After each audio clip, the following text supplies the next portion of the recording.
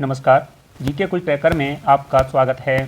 आज का यह वीडियो पोषण एवं स्वास्थ्य के अंतर्गत पहला वीडियो है जो 55 प्रश्नों को कवर करता है। इस वीडियो में काफ़ी इंपॉर्टेंट प्रश्नों को इंपॉर्टेंट फैक्ट के साथ रखा गया है ताकि आपके आगे आने वाले महिला सुपरवाइजर एग्ज़ाम में सहायता मिल सके। मैं चाहता हूँ कि ऐसे 15 से 20 वीडियो आपके लिए उपलब्ध कराऊं ताकि जो भी संभावित प्रश्न हैं पोषण एवं स्वास्थ्य के अंतर्गत वह सभी प्रश्न इस वीडियो के माध्यम से कवर हो सकें। साथ ही कुछ लोग इसमें सोर्स की बात करते हैं कि ये आपके प्रश्न इसका सोर्स क्या है। तो आज का ये पहला वीडियो है, इसमें मैं सोर्स आपके लिए बता देता हूँ। बाकी के अन्य वीडियो में भी इसी प्रकार से रहेगा। जैसे मैंने इसमें कुछ प्रश्नों को NCERT क्लास 9th की अगर आपने बुक पढ़ी होगी तो वहाँ से उठाया है। साथ में ही कुछ जो प्रीवियस ईयर में प्रश्न हैं जैसे महिला सुपरवाइज़र और ANM, तो वहाँ से प्रश्नों को उठाया है या फिर उनके आधार पे नए प्रश्नों को यहाँ पर बनाया गया है। और कुछ प्रश्न ऐसे हैं जो रीट के एग्ज़ाम में भी पूछे गए हैं, तो वहाँ से मैंने कवर किया है। और यही सोर्स आगे आने वाले सभी वीडियो के लिए रहेगा, तो आप इसकी भी चिंता न करें। साथ में ही अगर आपको PDF चाहिए तो मैं डिस्क्रिप्शन में टेलीग्राम लिंक दे दूंगा, तो वहाँ पर जाकर के आप उसे प्राप्त कर सकते हैं। तो चलिए शुरू करते हैं आज का पहला प्रश्न। पहला प्रश्न है, प्रोटीन के पाचन में सहायक एंजाइम कौन सा है। देखिए, प्रोटीन का पाचन जो है इसमें सहायता करने वाला एंजाइम होता है ट्रिप्सिन। ठीक है, तो ट्रिप्सिन इसका राइट आंसर होगा। आपको याद रखना है कि एंजाइम जो है प्रोटीन के बने होते हैं, तो ये आपसे पूछे जा सकते हैं। राइट आंसर है डी। अगला प्रश्न है, विटामिन के बारे में सही वाक्य को चिन्हित करें। तो देखिए, आपको ये 4 ऑप्शंस दिए गए हैं, इनमें से एक सही है, उसे चिन्हित करना है। तो पहला है, सभी विटामिन्स को मानव शरीर के द्वारा उत्पादित या संश्लेषित किया जा सकता है। देखिए, ये गलत है।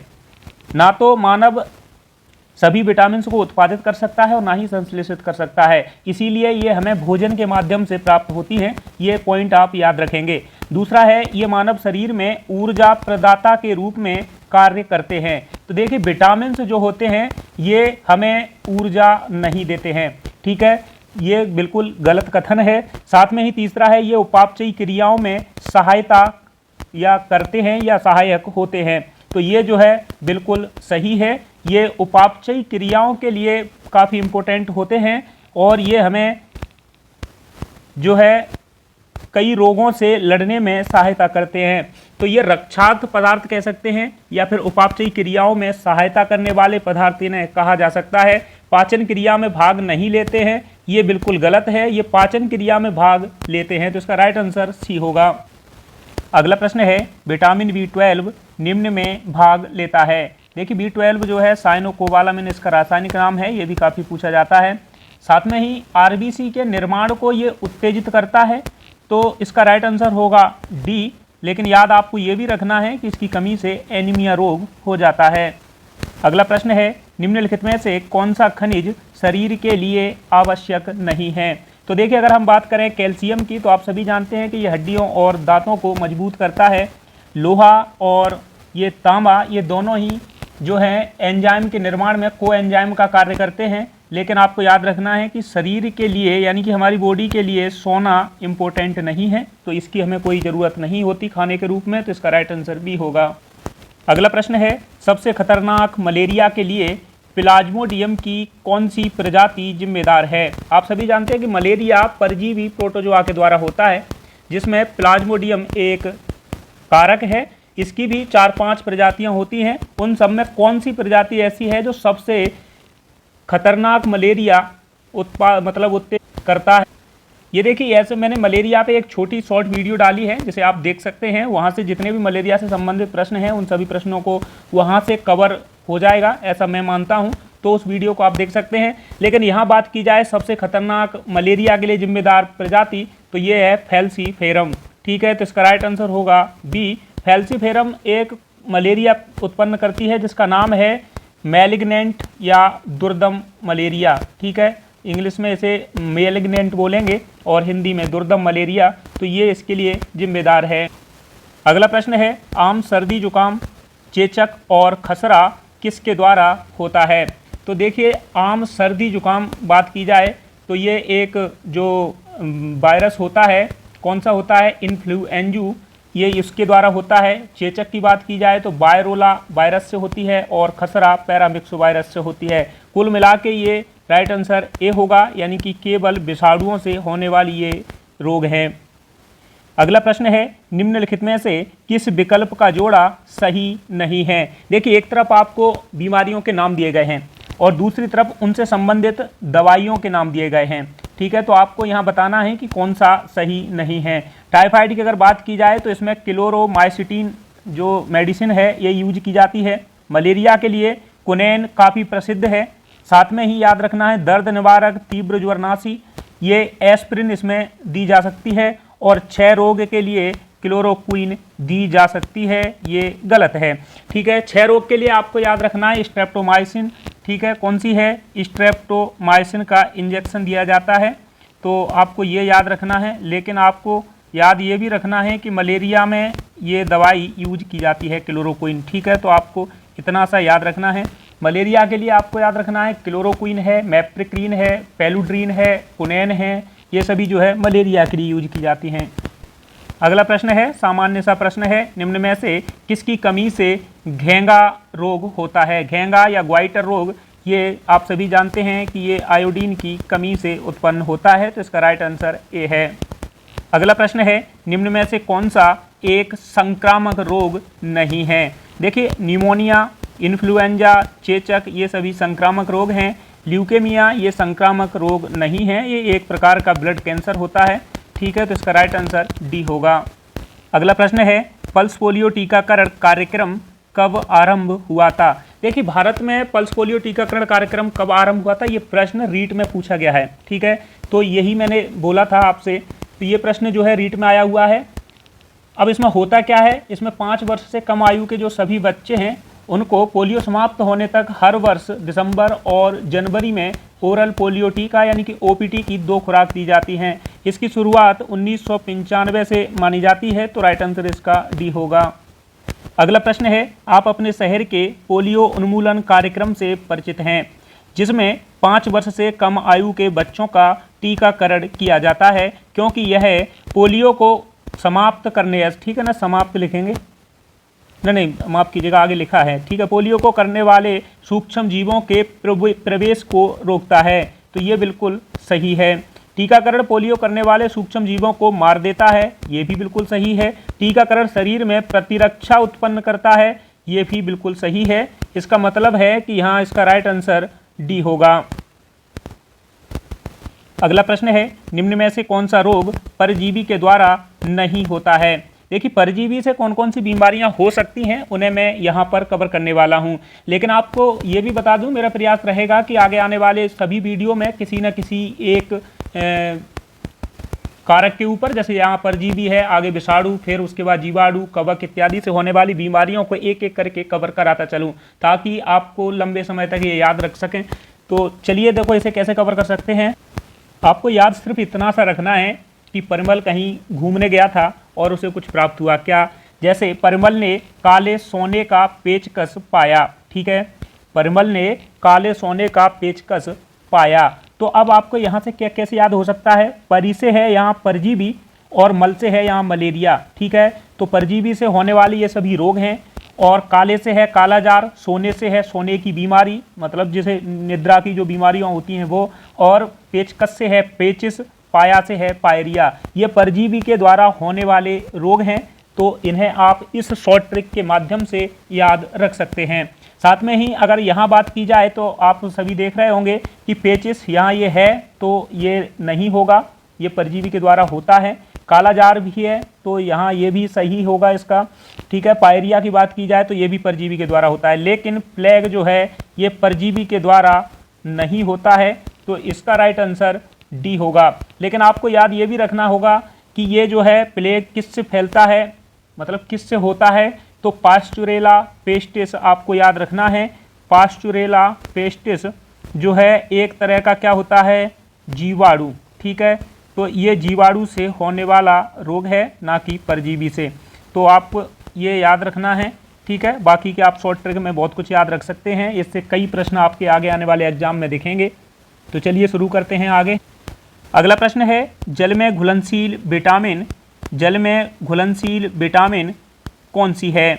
तो देखिए मैंने आपको एक विटामिन की मेरी एक वीडियो है, उसमें मैंने सीधे सीधे आपको बताया है कि कीड़ा जल में नहीं घुलता, यानी कि विटामिन के, ई, डी और ए ये जल में नहीं घुलती, ये वसा में घुलनशील हैं। बाकी की जो बची बी और सी ये जल में घुलनशील होती हैं। तो इस हिसाब से आप अगर देखेंगे तो ई भी है, ए भी है, डी भी है, ये जल में घुलनशील नहीं है, वसा में घुलनशील हैं। लेकिन जल की बात की जाए तो विटामिन सी यहाँ राइट आंसर होगा।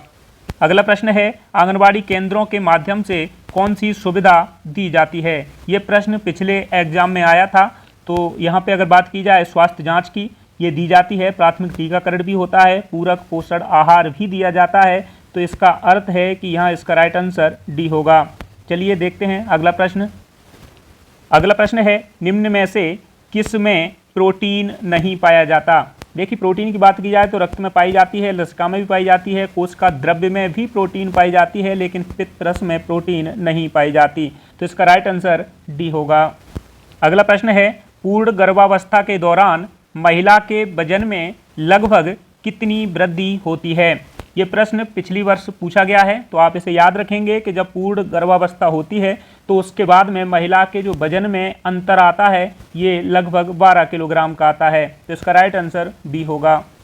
अगला प्रश्न है एड्स में ए क्या है। देखिए यहाँ एड्स का फुल फॉर्म भी पूछा जा सकता है और सिर्फ ए भी पूछा जा सकता है। एक्वायर्ड इम्यूनो डेफिशिएंसी सिंड्रोम आप सभी जानते हैं, लेकिन कई बार क्या होता है कि ए में डिफरेंस आ जाता है। तो ठीक है, तो आपको याद रखना है कि ए से यहाँ सिर्फ इतना सा है कि एक्वायर्ड है, ठीक है, एक्वायर्ड है, ये याद रखना है। इम्यूनो डेफिशिएंसी सिंड्रोम तो है ही है, तो इसका राइट आंसर क्या होगा, सी होगा। अगला प्रश्न है वृद्धि, ऊर्जा, मरम्मत और रख रखाव के लिए शरीर को किस पदार्थ की आवश्यकता होती है। देखिए न्यूट्रिशन में प्रोटीन से और ये विटामिन, प्रोटीन, कार्बोहाइड्रेट इन्हीं से प्रश्न बनते हैं और काफ़ी अंतर तक भी बनते हैं, लेकिन मैंने यहाँ कुछ प्रश्नों को बेसिकली रखा है। आगे आने वाले जो वीडियो होंगे उनमें अच्छे प्रश्नों को भी शामिल किया जाएगा। तो इसका राइट आंसर ए है, आप सभी जानते हैं। अगला प्रश्न है राष्ट्रीय प्रतिरक्षी कार्यक्रम के अंतर्गत खसरे का वैक्सीन कितनी आयु पर दिया जाता है। तो देखिए जो खसरे का टीकाकरण होता है, वैक्सीनेशन होता है, ये 9 माह के अंतर्गत दिया जाता है। तो इसका राइट आंसर डी होगा। अगला प्रश्न है एक सरल शर्करा जो शरीर की सभी कोशिकाओं के लिए ऊर्जा का प्रमुख स्रोत होता है, ये कौन सी शर्करा है। ये है ग्लूकोज, आप सभी जानते हैं। इसका राइट आंसर डी है। अगला प्रश्न है ICMR 2010 के अनुसार स्त्रियों के लिए कैल्शियम की अनुशंसित अनुमति कितनी है। तो कैल्शियम की हमें कितनी मात्रा लेनी होगी, ये ICMR 2010 के अनुसार डिसाइड किया गया था।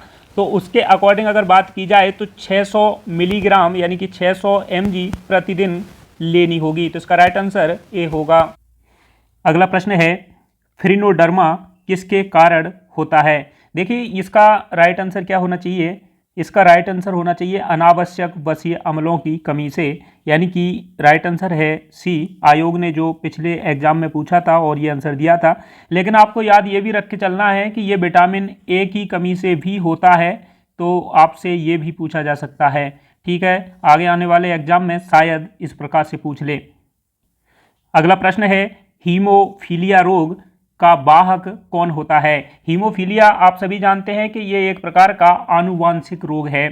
ठीक है, इसका कारक जो है कौन होता है और इसका वाहक कौन होता है, ये दोनों ही प्रश्न एग्जाम में अक्सर पूछे जाते हैं।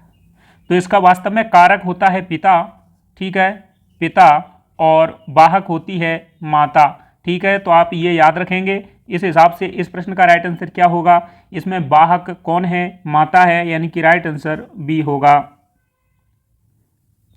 अगला प्रश्न है क्लीनफेल्टर सिंड्रोम रोग से ग्रसित पुरुषों में गुणसूत्रों की संख्या कितनी होती है। देखिए क्लीनफेल्टर सिंड्रोम रोग वास्तव में पुरुषों में ही होता है, मुख्य रूप से ये पुरुषों में ही होता है। ठीक है, तो इसमें क्या होता है, इसमें जो है गुणसूत्रों की संख्या 47 हो जाती है, तो राइट आंसर इसका सी है। और इस रोग से जो ग्रसित पुरुष होते हैं वह नपुंसक हो जाते हैं, तो ये भी आपको याद रखना है। अगला प्रश्न है, राष्ट्रीय आयोडीन अल्पता विकार नियंत्रण कार्यक्रम कब शुरू हुआ था? तो राष्ट्रीय आयोडीन अल्पता विकार नियंत्रण कार्यक्रम 1962 में शुरू हुआ था, तो राइट आंसर इसका सी है। अगला प्रश्न है, एक एंटीपायरेटिक औषधि होती है जो कि क्या करती है? देखिए, एंटीपायरेटिक औषधि का वास्तव में कार्य है ज्वरहारी। ठीक है, आपको याद रखना है ज्वरहारी। ये शरीर के टेम्परेचर को कम करके, मतलब जो फीवर है उसे कम करने का कार्य करती है, तो इसका राइट आंसर होगा सी, यानी कि ये शरीर के तापमान को कम करती है। अगला प्रश्न है, साइनोकोबालामिन किस विटामिन का रासायनिक नाम है? मैंने अभी थोड़ी देर पहले आपको बताया था कि साइनोकोबालामिन विटामिन B12 का रासायनिक नाम है। अब यहाँ क्या और इम्पोर्टेंट हो सकता है? एक तो आपसे रासायनिक नाम पूछा जा सकता है, दूसरा इसकी कमी से होने वाला रोग पूछा जा सकता है, तो आप बताएंगे एनीमिया जो है इसकी कमी से होने वाला रोग है। विटामिन B12 में क्या पाया जाता है ये भी आपसे पूछा जा सकता है, तो आप याद रखेंगे कोबाल्ट। ठीक है, तो ये प्रश्न बन सकते हैं। अगला प्रश्न है, होम्योपैथी चिकित्सा के जनक किसे माना जाता है? तो होम्योपैथी चिकित्सा के जनक के रूप में हैनीमैन को जाना जाता है। इनका राइट आंसर बी है। आपको याद रखना है, ये काफ़ी अच्छे प्रश्न हैं। साथ में ही यदि आपको वीडियो अच्छी लगी हो तो आप लाइक कर सकते हैं, कमेंट भी कर सकते हैं। हमारी मेहनत के लिए हमारे चैनल को सब्सक्राइब भी कर सकते हैं। अगला प्रश्न है, निम्न में से उस रोग को चुनिए जो एक मानसिक रोग है जिसमें रोगी कल्पना को ही सत्य समझता है, वास्तविकता को नहीं, जो आमतौर पर युवा वर्ग में देखने को मिलता है। देखिए, इस रोग को कहते हैं सीजोफ्रेनिया। ठीक है, तो इसका राइट आंसर होगा सी। अगला प्रश्न है, लाल रक्त कोशिकाओं यानी कि आरबीसी का जीवन काल कितना होता है? तो आरबीसी का जीवन काल आपसे कई बार पूछा भी गया है, काफ़ी इंपॉर्टेंट भी है, तो ये आपको याद रखना है कि इसका जो जीवन काल है 120 दिन रहता है, तो राइट आंसर इसका डी होगा। लेकिन इसका कार्य क्या है? शरीर के विभिन्न अंगों तक ऑक्सीजन की सप्लाई करना, ये आरबीसी का मुख्य कार्य है। अगला प्रश्न है, व्यक्ति के आहारीय अंतर्ग्रहण का आकलन करने के लिए इनमें से किस विधि का उपयोग किया जाता है? तो देखिए, इसमें से कौन कौन सी विधि है? एक है 24 घंटे की आहार स्मृति, इसको भी देखा जाता है। कच्चे खाद्य पदार्थों का भार मापन, ये भी इसमें काउंट किया जाता है। खाद्य बारंबारता प्रश्नावली, ये भी देखी जाती है। तो इस हिसाब से इस प्रश्न का राइट आंसर डी होगा। अगला प्रश्न है, एड्स कैसा रोग है? आप सभी जानते हैं कि एड्स जो है, इसकी जो पहला केस है ये अमेरिका में 1981 में, ऑफिशियली केस की बात कर रहा हूँ, अमेरिका में आया था। और फिर अगला जो है भारत में अगर बात की जाए तो ये केरल में पहला केस देखने को मिला था। इस हिसाब से अगर देखें तो ये वास्तव में कैसी है? सर्वव्यापी है, यानी कि सभी देशों में ये व्याप्त है, सभी जगह व्याप्त है, ये सर्वव्यापी बीमारी है। अगला प्रश्न है, जब आयरन की कमी से पीड़ित किशोरी गर्भवती होती है तो किसकी संभावना अधिक रहती है? देखिए, आयरन की कमी से अगर कोई किशोरी गर्भवती हुई है तो बहुत हद तक संभावना रहेगी कि वह समय से पहले प्रसव कर दे या समय से पहले प्रसव हो जाए, तो इसका राइट आंसर ए होगा। अगला प्रश्न है, गर्भावस्था के दौरान आयोडीन की कमी होने से नवजात शिशुओं में कौन सा रोग हो सकता है? तो देखिए, जब आयोडीन की कमी से सामान्य व्यक्ति में रोग होता है घेंगा यानी कि ग्वाइटर रोग, लेकिन अगर वही आयोडीन की कमी गर्भावस्था के दौरान हो जाए तो नवजात शिशुओं में बहुत हद तक संभावना रहती है कि क्रेटीनता या जिसे बामनता बोलते हैं, ये रोग हो जाएगा। अगला प्रश्न है, गर्भावस्था के दौरान गर्भस्थ शिशु की वृद्धि को इनमें से कौन सा कारक प्रभावित करता है? देखिए, पोषण स्थिति यानी कि उसकी माता क्या खा रही है, ये भी उस पर निर्भर करेगा। स्वच्छता और अपशिष्ट निकास, ये भी इंपॉर्टेंट है। आनुवांशिकी यानी कि बहुत हद तक आपने देखा होगा कि आनुवांशिकी रोग माता पिता में होते हैं तो बच्चों में भी हो ही जाएंगे, तो इस हिसाब से देखा जाए तो इसका राइट आंसर डी होगा। अगला प्रश्न है, इनमें से कौन सा रोग विषाणु के द्वारा नहीं होता है? विषाणु के द्वारा नहीं होता है, माफ़ कीजिएगा, यहाँ कहीं ना कहीं ये नहीं होगा, ये गलत है। ठीक है, यहाँ पूछा गया है इनमें से कौन सा रोग विषाणु के द्वारा होता है। तो देखिए, अगर हम बात करें क्षय रोग यानी कि टीबी की, तो ये जीवाणु के द्वारा होता है, आपने सुना भी होगा। जो है माइकोबैक्टीरियम ट्यूबरकुलोसिस, ये जो है जीवाणु है। मलेरिया की बात करें तो ये परजीवी के द्वारा होता है। मैंने अभी आपको बताया था कि ये जो परजीवी है प्लाज्मोडियम परजीवी के द्वारा होता है। तो ये एक प्रकार का क्या है, प्रोटोजोआ है। टाइफाइड की बात करें तो ये भी जीवाणु के द्वारा होता है। साल्मोनेला टाइफी ये जो है जीवाणु है जिसके माध्यम से ये रोग होता है। रेबीज की बात की जाए तो रैबिडो वायरस आपको याद रखना है। रैबिडो वायरस यानी कि विषाणु, ये उसके माध्यम से होता है। तो इस प्रश्न का राइट आंसर क्या होगा, ए होगा, यानी कि जीवाणु, माफ कीजिएगा, विषाणु के द्वारा होने वाला रोग रेबीज है। अगला प्रश्न है, निम्न में से कौन सा विटामिन रक्त स्कंदन के लिए आवश्यक है, यानी कि इस विटामिन की अगर कमी हो जाए तो आपके रक्त का थक्का नहीं जमेगा, इसलिए आपको याद रखना है कैफी यानी कि विटामिन के, जिसका रासायनिक नाम है फिलोक्विनोन। ठीक है, तो इसका राइट आंसर भी होगा। अगला प्रश्न है, प्रोटीन में एमिनो अम्ल एक दूसरे से किस बंध के द्वारा जुड़े होते हैं। ये काफ़ी अच्छा प्रश्न है, तो आप याद रखेंगे कि इसका जो राइट आंसर होगा ये होगा पेप्टाइड बंध यानी कि सी। लेकिन इसमें होता क्या है ये भी आपसे पूछा जा सकता है। तो इसमें ये होता है कि जो एक एमिनो अम्ल होता है उसका कार्बोक्सिलिक जो समूह है, ठीक है, जो समूह है ये एमिनो समूह से जुड़ जाता है। तो आपको इतना याद रखना है, इसमें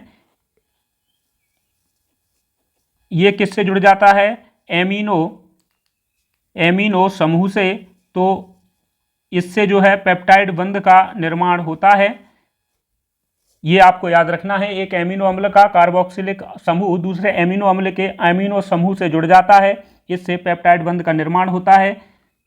अगला प्रश्न है, मनुष्य कोशिका को विशेष उपापचयी क्रियाओं के लिए कितने विभिन्न विटामिन की आवश्यकता होती है। यह काफ़ी अच्छा प्रश्न है, राइट आंसर इसका है डी यानी कि 13 विटामिन। अगला प्रश्न है, हमारे शरीर में कितने एमिनो अम्ल हैं जो विभिन्न प्रकार के प्रोटीन बनाते हैं। देखिए प्रोटीन आपने सुना होगा, यह जटिल कार्बनिक यौगिक है जो बहुत से एमिनो अम्लों को, जो एमिनो अम्ल होते हैं उनके अणुओं से मिलकर के बनता है। तो ये जो है, अगर हमारे शरीर की बात की जाए तो ये 20 एमिनो अम्ल कंपलसरी होते हैं, तो इसका राइट आंसर वी होगा।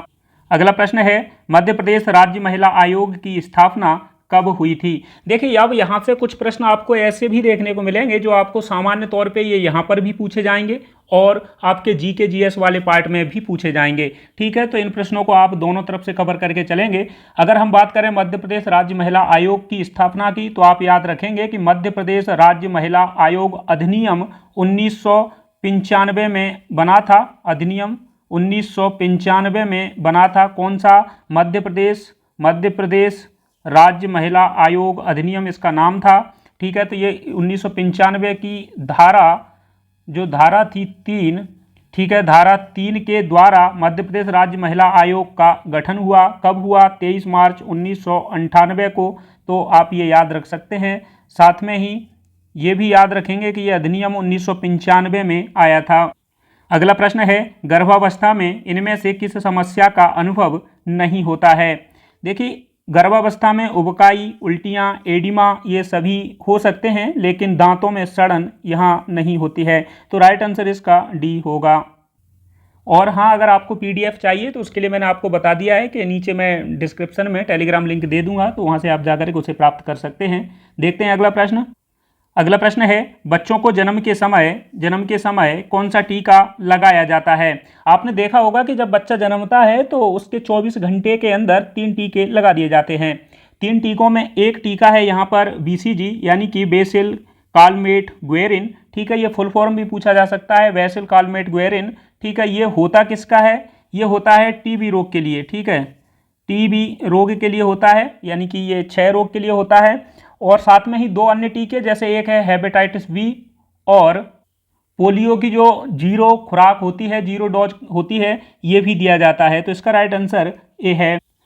अगला प्रश्न है, निम्न में से कौन सा एक आनुवांशिक रोग नहीं है। देखिए वर्णांधता यानी कि colour blindness, haemophilia, Patau syndrome, ये तीनों ही रोग क्या हैं, आनुवांशिक रोग हैं। लेकिन आपको याद रखना है गोनोरिया ये आनुवांशिक रोग नहीं है, ये यौन संबंधों के माध्यम से फैलता है। तो इसका राइट आंसर डी होगा। अगला प्रश्न है ओमेगा 3 वसा अम्ल स्वास्थ्य के लिए उपयोगी है क्योंकि इसमें पाया जाता है मछली का तेल। तो राइट आंसर होगा इसका बी। ये प्रश्न पूछा हुआ प्रश्न है तो आप इसे ऐसे याद रख सकते हैं। अगला प्रश्न है निम्नलिखित में से कौन सा एक सूक्ष्म पोषक तत्व नहीं है। देखिए खाने के माध्यम से आपके जो पोषक तत्व हैं उनको दो रूपों में बांटा गया है, एक है सूक्ष्म पोषक तत्व और दूसरा है बृहद पोषक तत्व। तो यहाँ बात की जाए जस्ता, आयोडीन, मैग्नीज, तो ये सभी जो है सूक्ष्म पोषक तत्व हैं। लेकिन आपको याद रखना है कि फास्फोरस है, कैल्शियम है, सोडियम है, पोटेशियम है, ये सभी जो है बृहद पोषक तत्वों में आते हैं। अगला प्रश्न है निम्नलिखित में से कौन सा एक पोषक तत्व खाद्य से नहीं मिलता है। देखिए ये सभी पोषक तत्व बृहद पोषक तत्व हैं, पहले तो आप ये याद रखेंगे कि है नाइट्रोजन। लेकिन अगर हम बात करें खाने की तो इसमें फास्फोरस, पोटेशियम, नाइट्रोजन ये सभी मिल सकते हैं, लेकिन ऑक्सीजन जो है हमें सांस के माध्यम से ही प्राप्त होता है। तो ये इसका राइट आंसर डी होगा। अगला प्रश्न है शरीर के क्षतिग्रस्त ऊतकों की मरम्मत और उनके इस्तेमाल होने वाले पोषक तत्व का नाम बताएं। ठीक है, मैंने अभी थोड़ी देर पहले बताया था कि वृद्धि, मरम्मत इत्यादि के लिए हमें प्रोटीन्स की आवश्यकता होती है और प्रोटीन की जो छोटी छोटी इकाइयां हैं इन्हें ही क्या कहते हैं, एमिनो एसिड कहते हैं। तो इसका राइट आंसर सी होगा। अगला प्रश्न है एंजाइम की सर्वाधिक संख्या किस में होती है। देखिए एंजाइम जो है सर्वाहारी में सर्वाधिक होंगे क्योंकि इन्हें वेजिटेबल और नॉन वेजिटेबल दोनों ही जो माध्यम हैं उनके लिए अधिक एंजाइम की आवश्यकता होती है। तो इसका राइट आंसर ए होगा। अगला प्रश्न है भोजन में अपचनीय पदार्थ को किस नाम से जाना जाता है। तो देखिए जो भोजन होता है उसमें कुछ अपचनीय पदार्थ होते हैं और उनको कहते हैं यहाँ रूक्षांश यानी कि रफेज। ये वास्तव में ऐसे पदार्थ होते हैं जो स्वयं तो अपाच्य होते हैं किंतु पाचन क्रिया को सुचारू रूप से चलाने में सहायता करते हैं, इसलिए ये हमारे लिए इंपॉर्टेंट हैं। इसका राइट आंसर सी है।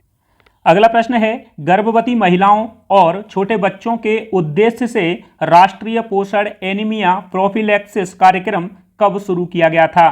देखिए ये काफ़ी इंपॉर्टेंट है, आपने सुना होगा आयरन फॉलेट की टैबलेट जो दी जाती थी इसकी शुरुआत इसी के माध्यम से हुई थी। तो इसका राइट आंसर सी है, यानी कि 1970 से। अगला प्रश्न है राष्ट्रीय पोषण संस्थान कहाँ स्थित है। ये प्रश्न भी आपको जीके जीएस या फिर यहाँ यानी कि न्यूट्रिशन एवं हेल्थ में दोनों जगह पूछा जा सकता है। तो इसका राइट आंसर है डी, यानी कि हैदराबाद में। यहाँ से भी यानी कि आगे के जो 3-4 प्रश्न हैं ये सभी प्रश्न दोनों ही रूपों में पूछे जा सकते हैं। अगर ये प्रश्न है ग्लोबल हंगर इंडेक्स 2023 में भारत की रैंक क्या है। देखिए 2023 का डेटा है, ये हो सकता है कि आपका एग्जाम हो और उसके 1-2 महीने पहले अगर ग्लोबल हंगर इंडेक्स 2024 आ जाए, ठीक है, वैसे आ जाना चाहिए। तो अगर आ जाएगा तो प्रश्न वहीं से बनेगा, ज़्यादातर चांस वही रहेंगे। लेकिन यहाँ इसको रखने का उद्देश्य सिर्फ इतना है कि यहाँ से प्रश्न अक्सर आएगा क्योंकि आपका जो एग्ज़ाम है ये सिलेबस में जो डिफाइन है उसके अकॉर्डिंग यहाँ से प्रश्न बनने की संभावना है। ठीक है, तो यहाँ बात कर लेते हैं ग्लोबल हंगर इंडेक्स 2023 की। तो आप याद रखेंगे कि भारत की स्थिति 125 देशों में 111वीं रही है। ठीक है, तो 111 रैंक है भारत की। लेकिन अब कौन कौन से प्रश्न हैं जो आपके लिए हमेशा इंपोर्टेंट रहेंगे। एक तो इसका जारीकर्ता कौन है, ठीक है, यानी कि ये रिपोर्ट जारी कौन करता है, तो ये आपसे पूछी जा सकती है। तो आपको याद रखना है कंसर्न वर्ल्ड वाइड एवं वेल्थ हंगर हेल्प। तो ये प्रश्न मैंने आपको यहाँ लिख के रख दिया है ताकि आपका टाइम बचे। तो ये देखिए यहाँ जारीकर्ता कौन है, कंसर्न वर्ल्ड वाइड एवं वेल्थ हंगर हेल्प। भारत की स्थिति की बात की जाए तो बहुत अच्छी नहीं है, 125 देशों में से 111वीं है। जीएचआई स्कोर के माध्यम से ही किसी देश की रैंक तय की जाती है। भारत का जीएचआई स्कोर 28.7 रहा है। भारत की स्थिति गंभीर देशों की श्रेणी में है। ठीक है, यहाँ प्रथम अगर बात की जाए तो बेलारूस की है, प्रथम जो है बेलारूस है। इसमें 4 संकेतकों पर ये रिपोर्ट बनती है, तो 4 संकेतक आपसे पूछे जा सकते हैं। ये कौन कौन से हैं? एक है अल्पपोषण, दूसरा है चाइल्ड स्टंटिंग, चाइल्ड वेस्टिंग और शिशु मृत्यु दर। तो ये जो 4 संकेतक हैं, इनके माध्यम से ये रिपोर्ट तैयार की जाती है। आगे देखते हैं अगला प्रश्न। अगला प्रश्न है राष्ट्रीय आयुष मिशन की स्थापना या शुरुआत कब हुई थी? तो राष्ट्रीय आयुष मिशन की शुरुआत 2014 में हुई थी। तो इसका राइट आंसर ए है। अब आज का अंतिम प्रश्न है अंतर्राष्ट्रीय महिला दिवस कब मनाया जाता है? तो अंतर्राष्ट्रीय महिला दिवस की बात की जाए तो ये जो है 8 मार्च को मनाया जाता है। तो इसका राइट आंसर बी है। लेकिन आप याद रखेंगे, आपको याद ये रखना है कि जो वर्ष 2024 है इसकी थीम क्या है, ये पूछी जा सकती है आपसे। तो इंस्पायर इंक्लूजन आपको याद रखना है। अब कमेंट के तौर पे आपको बताना है कि भारत में यानी कि राष्ट्रीय महिला दिवस किस दिन मनाया जाता है। ये आप कमेंट में हमें बता सकते हैं। यहाँ आपके 55 जो प्रश्न हैं ये कंप्लीट होते हैं। तो इनके बाद में हम मिलेंगे अगली वीडियो में। लेकिन अगर आपको वीडियो अच्छी लगी हो, हमारी मेहनत अच्छी लगे, तो आप हमें लाइक कर सकते हैं, कमेंट भी कर सकते हैं। साथ में अगर आप हमारे चैनल पर नए हैं तो इस चैनल को सब्सक्राइब भी कर सकते हैं। तो चलिए मिलते हैं अगली वीडियो में, तब तक के लिए नमस्कार।